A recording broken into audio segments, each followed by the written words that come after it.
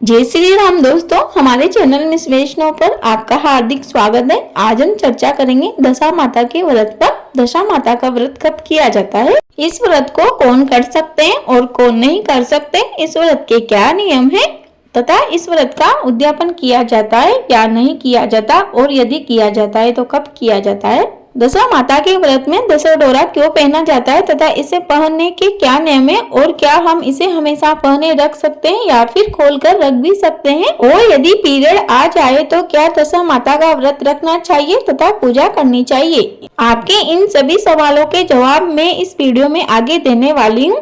Video शुरू करने से पहले आपसे एक छोटा सा अनुरोध है, यदि आप हमारे चैनल पर नए हो तो प्लीज हमारे चैनल को सब्सक्राइब कर लीजिए। दोस्तों, दशा माता का व्रत होलिका दहन जो फाल्गुन पूर्णिमा के दिन होता है उसके ठीक 10 दिन बाद किया जाता है, यानी कि चैत्र मास के शुक्ल पक्ष की 10वीं तिथि को यह व्रत किया जाता है। परंतु दोस्तों, कई बार ऐसा होता है कि बीच में तिथियां मिक्स हो जाती है, लेकिन इस व्रत में तिथि का इतना खास महत्व नहीं होता है। हमारे यहाँ होलिका दहन के ठीक 10वें दिन यह व्रत किया जाता है। ज्यादातर 10वीं तिथि आती है, परंतु कभी कभी ऊपर नीचे हो जाती है। परंतु जैसा कि मैंने बताया, हमारे यहाँ यह व्रत 10वें दिन ही किया जाता है।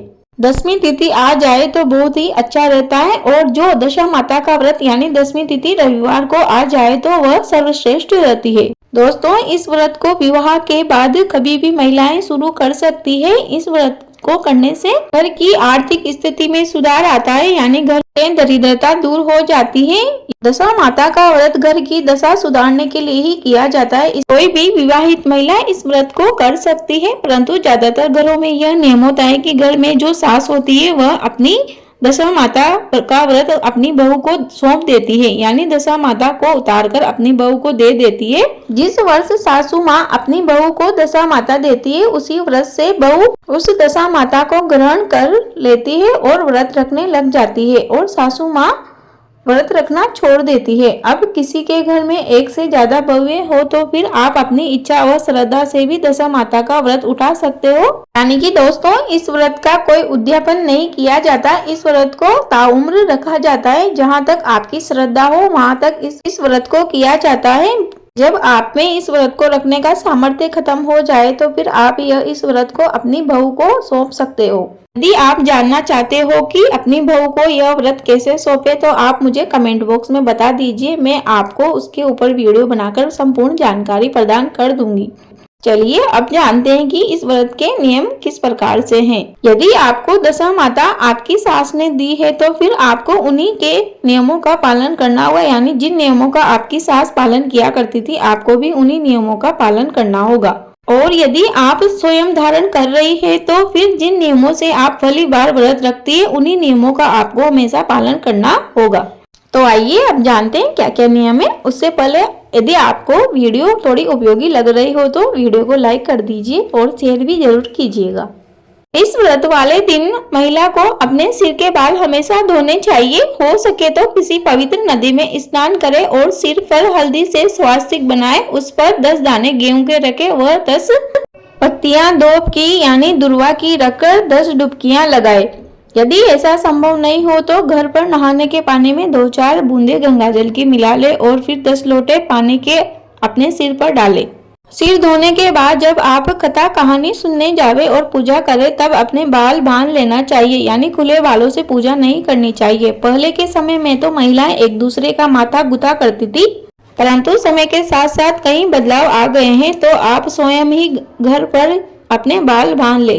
कुछ महिलाएं खुले बालों से भी दशा माता की पूजा करती है, वह कथा सुनती है, परंतु जिस प्रकार आप पहली बार व्रत रखते समय करे वैसा ही आपको हर बार करना है।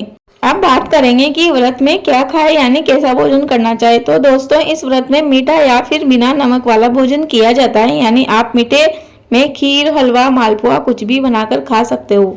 और यदि आपको मीठा पसंद नहीं है तो आप पूरी सब्जी आदि भी बना सकते हो, परंतु उसमें नमक बिल्कुल भी ना डालें, यानी पूर्णतः बिना नमक वाला भोजन करें। इस व्रत को किसी अन्य के घर पर कभी ना करें, यानी अपने ससुराल वाले घर पर ही इस व्रत को करना चाहिए और पारण भी घर पर ही करना चाहिए। और सबसे महत्वपूर्ण बात यह कि आप जैसा भोजन प्रथम व्रत में करें वैसा ही भोजन आपको हर बार करना है। और यदि आपकी सास द्वारा आपको दशहरे का व्रत दिया गया है तो फिर आप जैसा आपकी सास भोजन किया करती थी आपको भी वैसा ही भोजन करना है। पूजन करने व कथा सुनने के बाद आप नया दशहरा धारण करें और पुराने दशहरे को किसी ऐसे स्थान पर विसर्जित करें जहां वह पैरों में नहीं आए। दशहरे को कभी भी खाली नहीं पहने, उसके अंदर चांदी का एक घुंघरू या उससे अधिक घुंघरू अवश्य पिरोए। अब जानते हैं कि दशहरा क्या होता है। दोस्तों, यह सूत से बना होता है जिसे गले में धारण किया जाता है और उसके 10 गांठें लगी होती है। यह डोरा आपको पंडिताइन के पास मिल जाएगा जहां पर आप कथा सुनने जाओगे, या फिर आप इसे घर पर भी कच्चा सूत लाकर बना सकते हो। यदि आप इसे घर पर बनाओ तो आपको सूत होलिका दहन के पहले ही लाना होगा, क्योंकि होलिका दहन के समय होली की झाल में इस सूत को 10 बार घुमाया जाता है और फिर से इस दशा माता का डोरा बनाया जाता है। होलिका दहन की अग्नि अत्यंत पवित्र होती है, उसी अग्नि में इस डोरे को पवित्र किया जाता है। उसके बाद 10 दिन तक इस डोरे का पूजन किया जाता है और इसे कथा सुनाई जाती है। कहीं कहीं तो महिलाएं 10 दिन तक व्रत भी रखती है। जब इसे 10 दिन तक कथा सुनाई जाती है उसके बाद ही 10वें दिन पूजन कर कथा सुनने के बाद ही इस डोरे को गले में धारण किया जाता है। दोस्तों, इस डोरे में हमारे घर की दशा का निवास होता है, तो हमें इसकी पवित्रता का ध्यान रखना होता है और इसके पहनने के भी नियम होते हैं जिनका हमें पालन करना चाहिए। अब आपके मन में सवाल आया होगा कि इसे धारण करने के क्या नियम होते हैं, तो दोस्तों चिंता मत करिए, मैं आपको वह नियम भी बताने जा रही हूँ।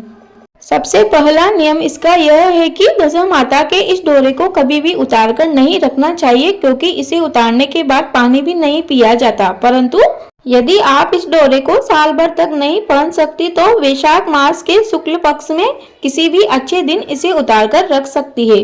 दूसरा नियम, यदि आपके घर में सूतक लगे हैं तो सूतक समाप्त होने के बाद दशहरा बदल लेना चाहिए। यानी आपके घर में बच्चा पैदा हुआ है या किसी का निधन हो गया है तो पुराना दशहरा उतार देना चाहिए और नया धारण करना चाहिए। और साथ ही कभी सूर्य ग्रहण हो तो ग्रहण समाप्त होने के बाद भी इस दशहरे को उतार कर नया धारण करना चाहिए और पुराने दशहरे को विसर्जित कर देना चाहिए। अब सवाल आता है कि दशा माता व्रत का उद्यापन कब किया जाता है, तो दोस्तों इस व्रत का कोई उद्यापन नहीं किया जाता है। इस व्रत को ताउम्र रखा जाता है। हाँ, यदि आप वृद्ध हो गए हो या फिर अधिक बीमार रहते हो, आपसे यह व्रत अब नहीं रखा जाता, तो आप के घर में बहू आ चुकी है तो आप इस व्रत को अपनी बहू को दे सकते हैं। दोस्तों, ये थी दशा माता के व्रत से जुड़ी हुई संपूर्ण जानकारी। यदि अभी भी आपके मन में कोई सवाल हो तो आप कमेंट बॉक्स में बता दीजिए, मैं आपको आंसर अवश्य दे दूंगी। तो दोस्तों, मैं आशा करती हूँ कि आपको यह वीडियो अवश्य ही उपयोगी लगी होगी। यदि आपको यह थोड़ी भी उपयोगी लगी हो तो इस वीडियो को लाइक कर दीजिए और अन्य माता बहनों के साथ अवश्य ही साझा कीजिएगा। कमेंट बॉक्स में जय श्री राम अवश्य लिखे। आपका दिन शुभ हो। धन्यवाद।